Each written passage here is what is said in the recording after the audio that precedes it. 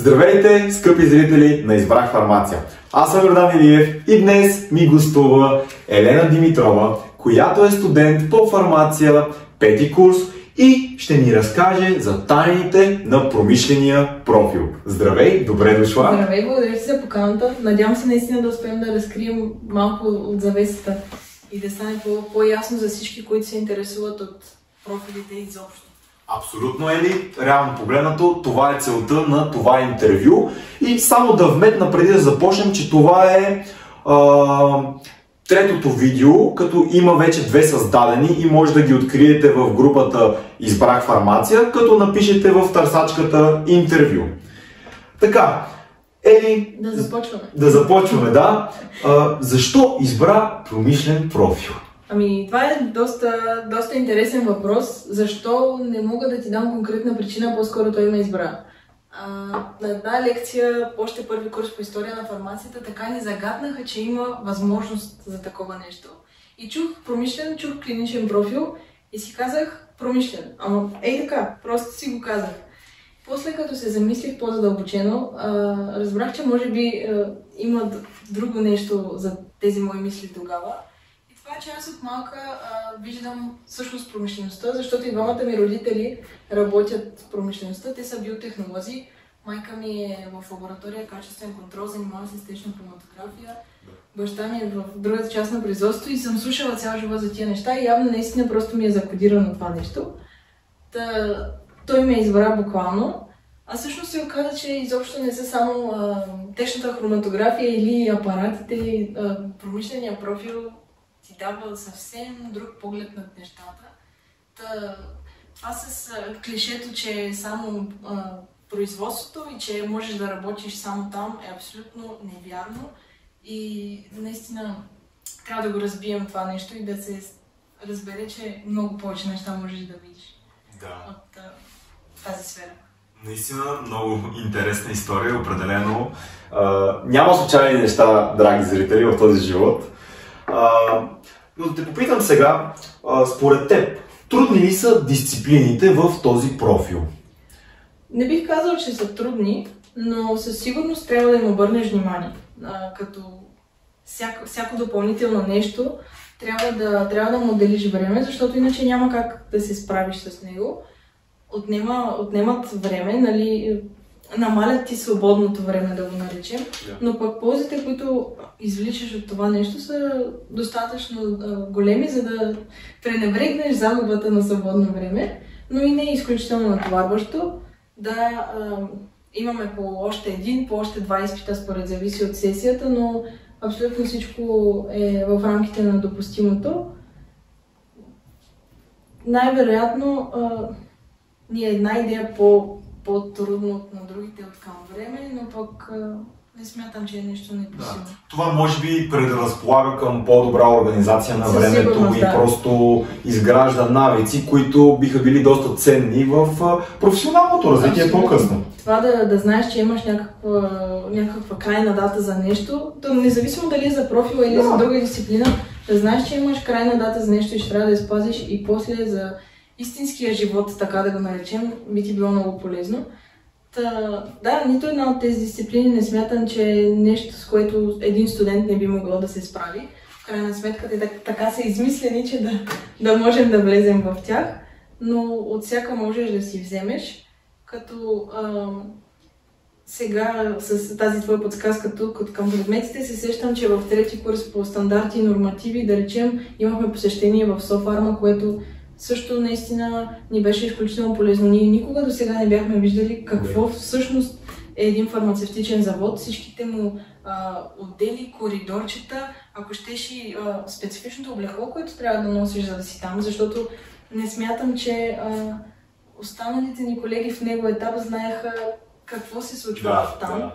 Ето сега и в 5-ти курс също посетихме Дансон в Радомир.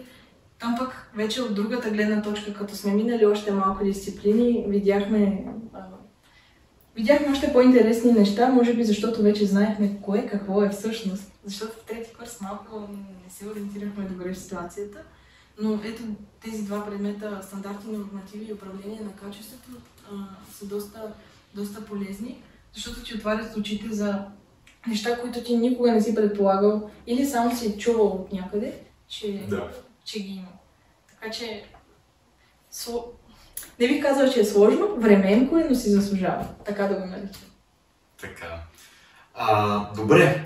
Каква обаче, ти го загадна в началото на нашата дискусия, каква е реализацията, която предоставя промишления профил? Промишления профил ти отваря доста врати в интерес на истината, защото по основните дисциплини, които са заложени в програмата по фармация, ти изучаваш нормативни рамки, изучаваш дори споменахме за фармацевтичния завод, изучаваш дори класове, честота и така нататък, нали? Но този профил ти дава по-задълбочен поглед и когато ти се сблъскаш после с конкуренцията, си виждал много повече неща и знаеш къде в ситуацията си. Каква е реализацията? Реализацията далеч не е само фармацевтичния завод, както всички смятат, и далеч не е само entry level на фармацевтичния завод, който всеки си представя. Напротив, ако говорим специално за там, можеш да се реализираш в отдела по качество.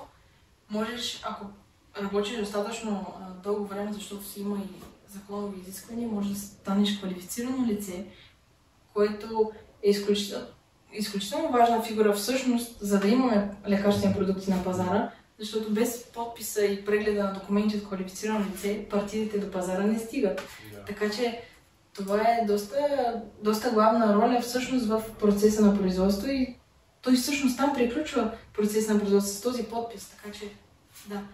Всъщност Quality Assurance има и в така любимите на всички клинични изпитвания. Може да се работи Quality Assurance в CRO, което също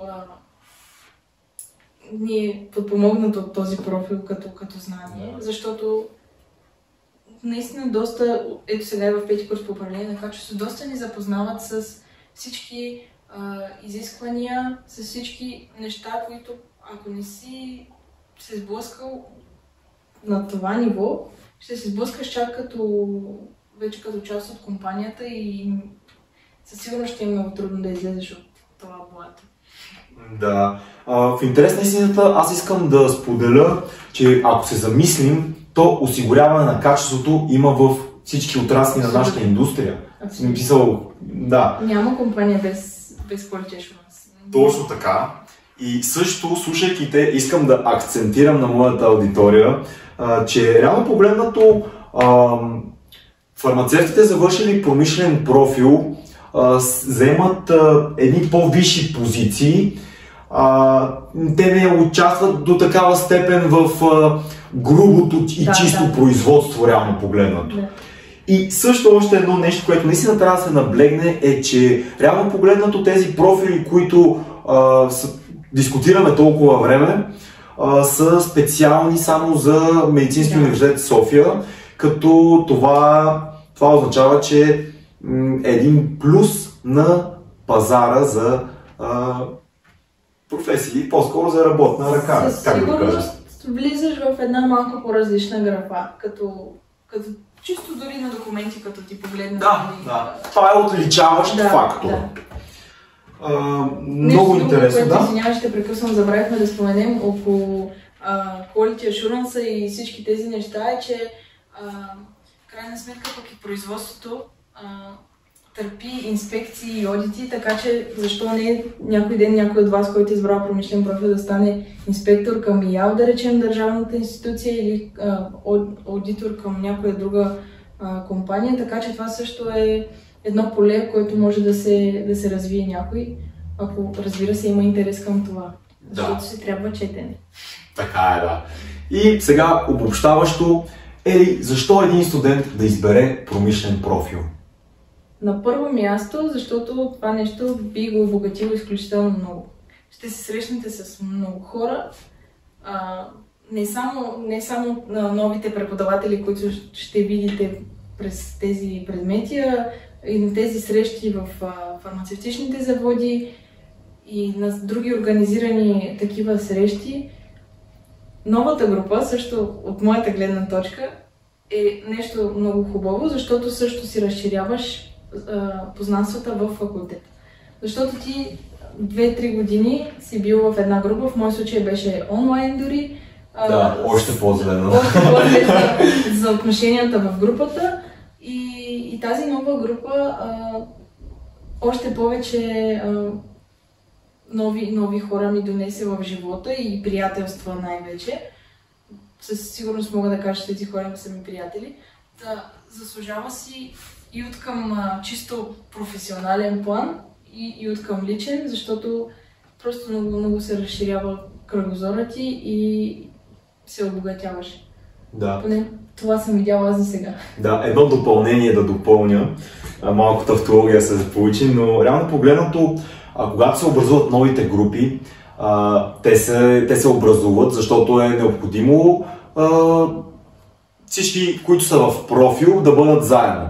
И това е една много чудесна предпоставка, защото за да запишете профил е необходимо вие да имате определен успех. Да, следователно всички вашите колеги в тази група, те ще имат хубав успех и вие така заедно ще се дърпате нагоре, защото е много важно за обикалящата среда, което това също си е просто фактор, мотивация. Много се радвам, че го казваш това.